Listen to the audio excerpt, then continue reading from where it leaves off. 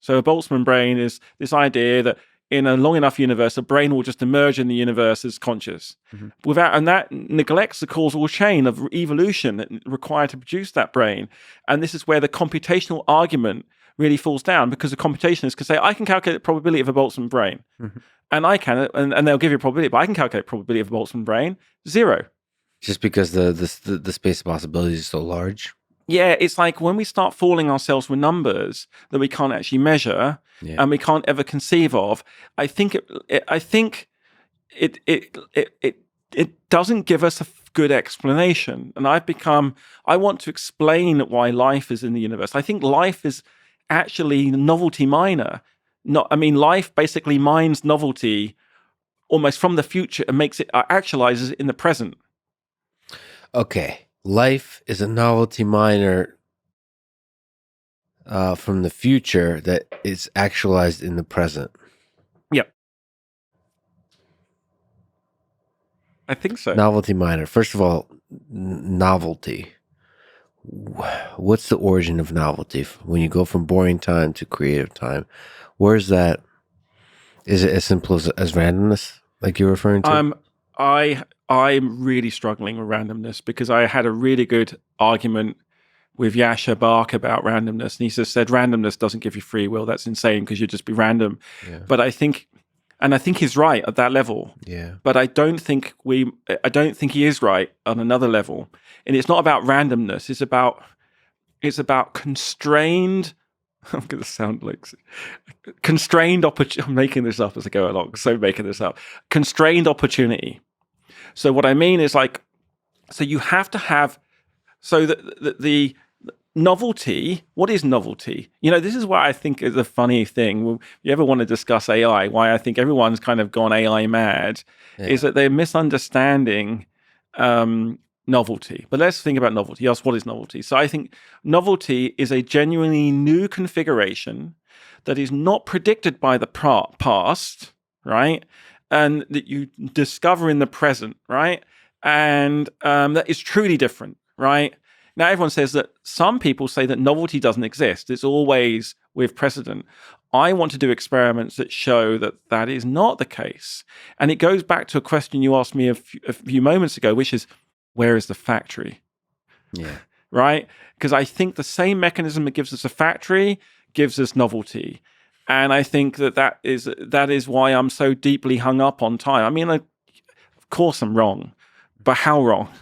And I think that life opens up that combinatorial space in a way that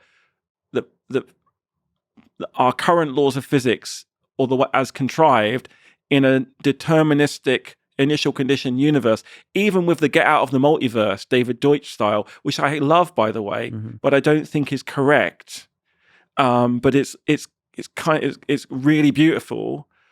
Multiverse. The David Deutsch's conception of the multiverse is kind of like given.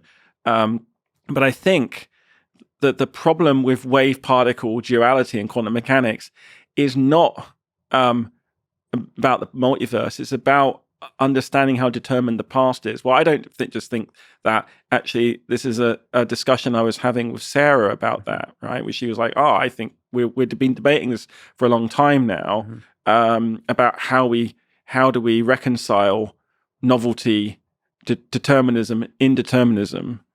So okay, just to clarify, both you and Sarah think the universe is not deterministic.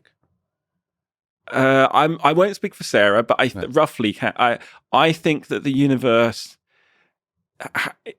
I think the universe is deterministic, looking back in the past, right? But undetermined going forward in the future. Yeah. So I'm kind of having my cake and eating it here. This is because I fundamentally don't understand randomness, right? Yeah. As Yasha told me, or other people told me. Right. But if I adopt a new view now, which the new view is the universe is just non-deterministic, but I'd like to refine that and say the universe appears deterministic going back in the past, but it's undetermined going forward in the future. So how can we have a universe that has deterministically looking rules that's non-determined going into the future? Yep. It's this breakdown in precision in the initial conditions. And we have to just stop using initial conditions and start looking at trajectories and how the combinatorial space behaves in an expanding universe in time and space. And assembly theory helps us quantify the transition to biology, and biology appears to be novelty mining because it's making crazy stuff. You know, that we are unique to Earth, right? That there are objects on Earth that are unique to Earth that will not be found anywhere else because you can do the combinatorial math.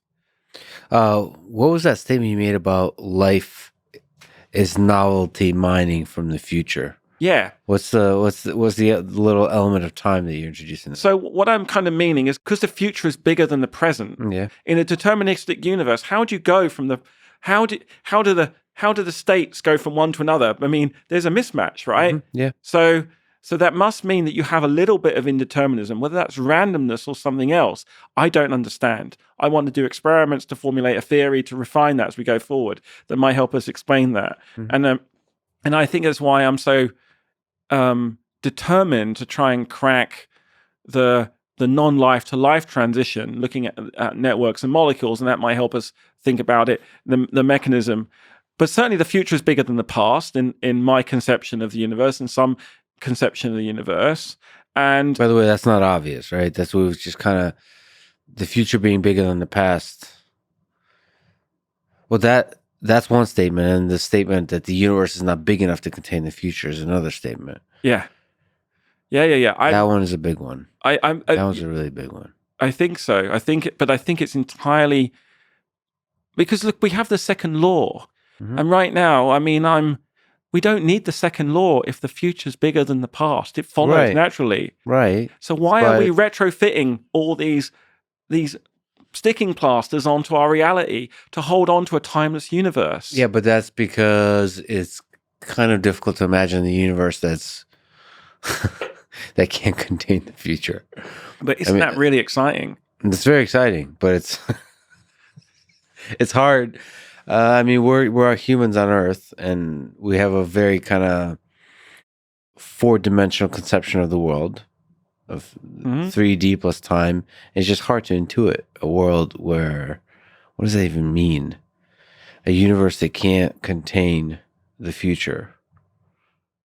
Yeah, it's kind of crazy, Weird. but obvious. It's weird. I mean, I suppose it sounds obvious, yeah, if it's true. But the nice thing is you can.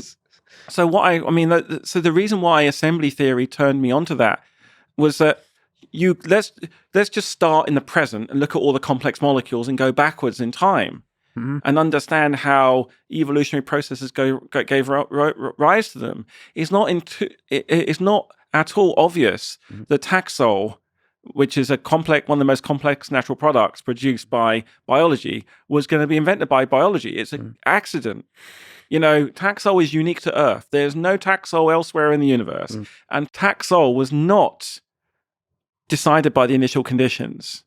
It was decided by this kind of this interplay between the past simply is embedded in the present. It gives some features, but why the past doesn't map to the future one-to-one is because the universe is too big to contain itself. That gives space for creativity, novelty, and some things which are unpredictable.